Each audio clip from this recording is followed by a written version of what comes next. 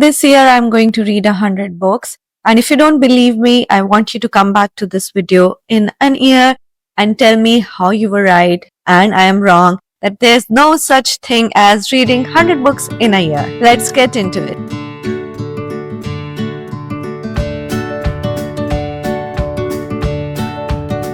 Hi guys, welcome back to my YouTube channel. This is Pooja at A Book by the Window. I hope you guys are doing good. I hope you guys are reading good. If you have been following me for a while on my Bookstagram or maybe on my Goodreads, you would know that every year I come up with a Goodreads reading challenge, and this has been a tradition for a few years now. As a matter of fact, when I actually wanted to get back into reading, it was in 2018, I guess. I found out about Goodreads challenge just by looking on the internet, and I thought I'll just give it a chance. Ever since then, I have been able to read so many books because the first year itself, I was so hooked to the challenge that I started ticking off books off my list, and that gave me a kind of thrill that got the momentum building. And all of these years later, I'm here speaking in front of a camera, talking about books, things that I absolutely love doing. So yeah, this is a bit of a history about my Goodreads challenge and my affinity to it. This is not a sponsored post. This is not something that I am promoting here. I'm just talking about what I went through and why a reading challenge like this was very important in my reading journey. Now, I know that this is kind of a clickbaity title, and reading 100 books in a year is actually really difficult. The maximum amount of books that I have read in a year is 83 books, and it was back when I did not have a lot of responsibilities in my job. I did not have so many family responsibilities. I did not have such big goals. I didn't have a content creation side of me. And I was only reviewing books for publishers that would send me books here and there, and that was it. So I had a lot of time at hand, and I also had some incentives to go after to help me stay on the path. But even then, I remember that I was only able to remember a few books from that year and not everything. So, number one, I'm scared. I don't know if I will be able to do this. I just said that I want to do this, but do not hold me too much accountable if I'm not able to complete this challenge. It was just something to hook you on.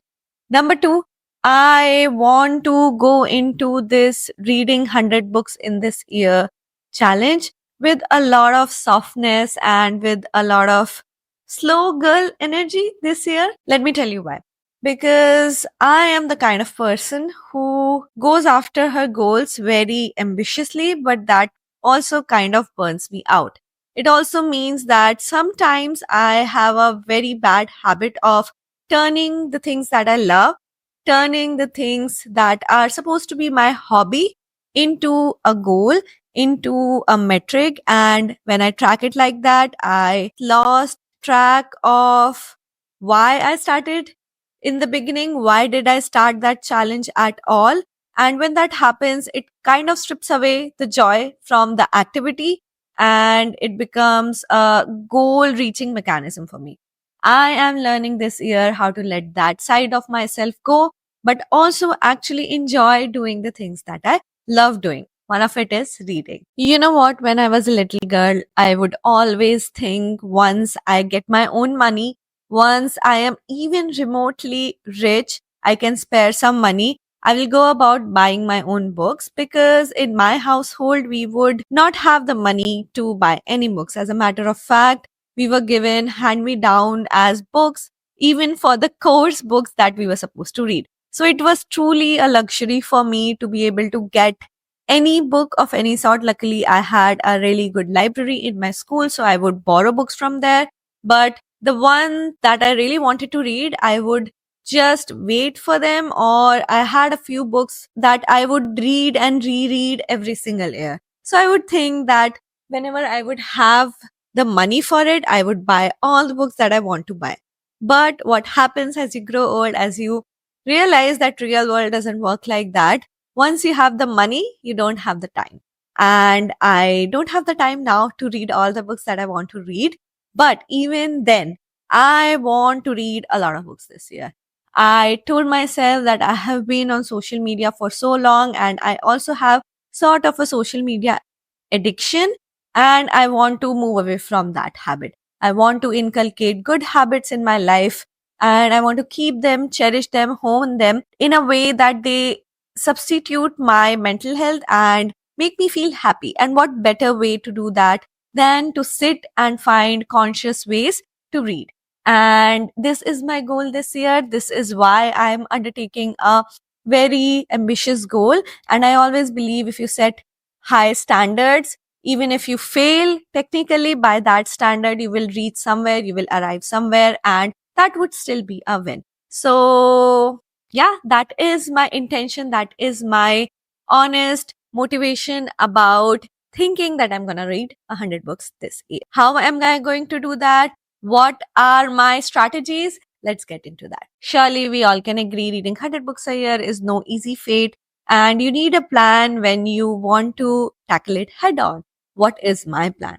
Number one, I want to have an accountability, maybe a social accountability of sort, like I am making this video and it is out there in the open for anyone to call me out. So I feel more motivated, more incentivized, not to make a fool of myself, not that I seek that kind of validation anymore, but just to have a little bit of fun and a little bit of accountability and encourage others to also join this challenge. It doesn't have to be 100 books. It can be 20 books. It can be 50 books, or it can be 2 books, any number of books. And I made this channel thinking that I want to encourage reading for the love of reading. And if I can do that by means of this challenge, I would be very happy. And I would think that my purpose of speaking to a camera, of learning how to edit videos, and of speaking to our audience who want to read more books is fulfilled.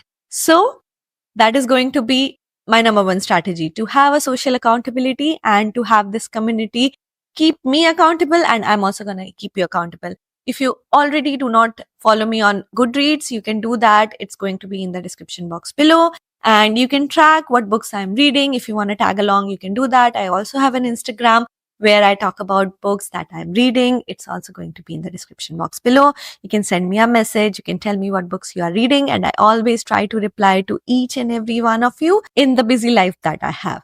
So you can do that, or you can come here and comment on below and we can have a party in the comment section. Number 2, daily reading session. I always tell that reading is just like any other habit. It thrives on consistency. It thrives on doing little steps every single day. So I don't want to go into this challenge thinking I'm just going to read a lot of books on a weekend, or 24-hour challenges, or reading a couple of books in a week.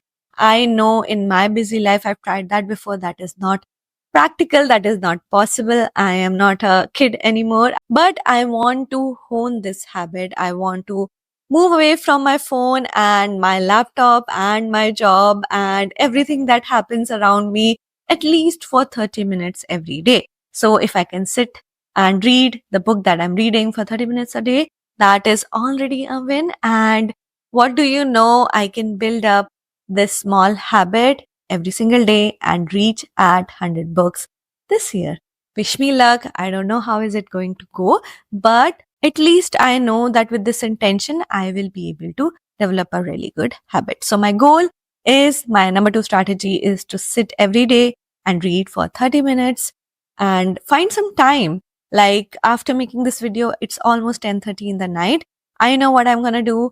I had a whole busy day from morning to night, so many things to take care of.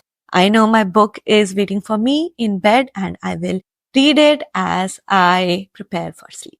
So if you're also going to do that, let me know in the comment section below. Number 3, I already have in mind what kind of books I want to read.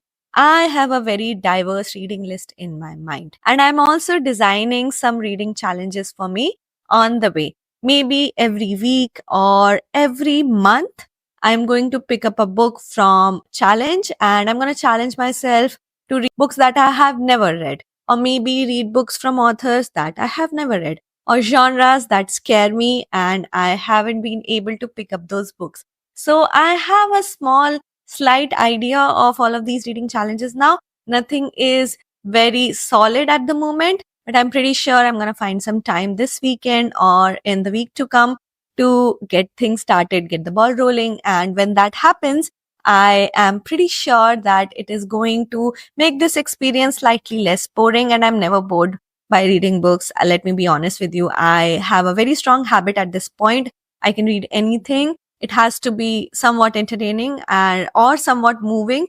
I will read it in one go. The only problem that I face is time and distractions around me. So if I'm going to find the time, if I'm going to find the consistency, and if I'm going to find the fun in it, then it is going to make it worth my while. Another thing, a couple of lists that I have in mind is I definitely want to read more of cultural literature this year again. I am diving back into Indian literature, and as a matter of fact, I am finding and seeking out Hindi books. Hopefully, by the end of this year, I would be slightly more adept at reading and writing Hindi. This is one of my goals. Another culture that I really find myself drawn to is Japanese culture. And I have been missing some really good Japanese literature for the last few months. And I'm crazy about Japanese literature if I haven't told already. So I'm going to pick some books from Jap literature and I'm going to make myself happy. On a given day that is busy, I tend to go more towards fiction books, books that are easy on the head, but I also want to add some self-help books and non-fiction books specifically that are not just biographies. Give me a biography, I will read it thinking that it is another person's story, but I really find it hard to sit down with a self-help book. Maybe that will change this year. And another big goal that I have is I want to read more of big books. It is a problem that I have been trying to solve for years. So I will find myself feeling lucky if I even read two big books this year. By big book, I mean any book that is more than 500 pages. It kind of daunts me. I am able to read 450 to 500 pages pretty easily if I can find the time. But if I cannot, if the text is very small, I find it really hard. I find it very distracting and it can span months, if not weeks. And when that happens, I feel like I'm not reaching or ticking off my goal of reading more books. I already love small books. I love short anthology, short stories. I would love those. And definitely that is going to make the list because it's a good way to tick off a goal, a number. But I'm also not doing this just for the number. So hopefully I'm able to find books that are thick, that are big, but also keep me captivated. I know a few books in my bookshelf that I have in my mind. Hopefully when I'll pick them, I will talk more about them. And last but not the least, I am already a big e-reader. I am already a big audiobook reader and I would use audiobooks whenever I'm doing chores. These days, I am bringing more of a conscious attitude in my life where when I'm cooking, I do not even watch a show. It is such a drastic change from my usual approach towards cooking. I would catch a show or I would put on a podcast or I would listen to an audiobook. These days, I am bringing consciousness back into my life. So I'm going to restrict audiobooks to only probably my running session, gym sessions, or if I'm going for a walk. Maybe I will find some traction in audiobooks again. I do love audiobooks. Some of the audiobooks that I have been lucky to listen to are kind of like a movie in itself, and I always recommend audiobooks. So it's not like I do not consider audiobook reading to be actual reading, but I definitely see myself reading more of physical books this year. And don't be fooled by my talks, by my over ambitious data points here. I am going to keep it super cash, super chill, and only doing it for the love of reading. And in between, if I find that this number, this goal is kind of coming into the way of a habit that I'm trying to inculcate and a joy that I'm trying to bring back in my life. There has been a lot of learning in my life from last year where I was doing a lot of things and I eventually got burnt out and I was not happy even with the things that make me happy. And I don't want to do that ever again. So in between, midway, mid-year, whenever I feel like I'm not feeling it, I'm going to come here and talk about it. And I'm going to be as honest with you and myself as I can. So do not be scared for me. Do not think that I'm just joking. I'm gonna make an honest effort to chase this goal, but I don't also want to chase any number, if that makes any sense. I am gonna have a lot of fun, and reading or anything that you love doesn't have to feel like a chore. It has to be something that makes your life more beautiful, makes your busy day, makes your bigger goals look like any other thing that is important in life, as is important to do the things that you love doing. So that is going to be my only thoughts about this challenge, about this initiative, about this adventure that I'm going to undertake. You can look at me. I am so happy just by talking about it. And that's me. If you want to see what books I am reading this year, as I said, you can follow me on Goodreads. It is going to be linked in the description box below. You can also follow, subscribe to this channel. I am going to come up with probably my thoughts, my monthly wrap ups, what is happening in this challenge, and what books I'm reading. And hopefully, you also get encouraged, you also get inspired if you want to begin your reading journey, or if you're already a big reader like me, you're gonna relate to me, and probably you are gonna resonate with what I am saying today and with what I have to say in the weeks, months, and this year to come. Thank you for watching so far. Thank you for listening to my thoughts. I'm always humbled by all the comments on this little space that I have for myself. I will take your leave for today. It's already late and my book is waiting for me. By the way, my current read is The Marriage Portrait by Maggie O'Farrell. You would know this author by Hamnet. It's a very popular book. As a matter of fact, I have Hamnet in my shelf, but I did not read it. I haven't read it so far. I went with the other book and I can totally see the hype around the writing about the author, and I'm having a lot of fun reading that book. You do let me know what book you are reading and how is it going. Just let me know in the comment section below, and we're going to have a really nice discussion. With that said, we are at the end of the video. I will take your leave for today. I will see you guys next time. Happy reading. Also, before I forget, make sure you subscribe to the channel, like the video if you like it, share it with your friends and family, and comment down below if you are also undertaking a Goodreads reading challenge and how is it going to turn out according to you. That's it for today.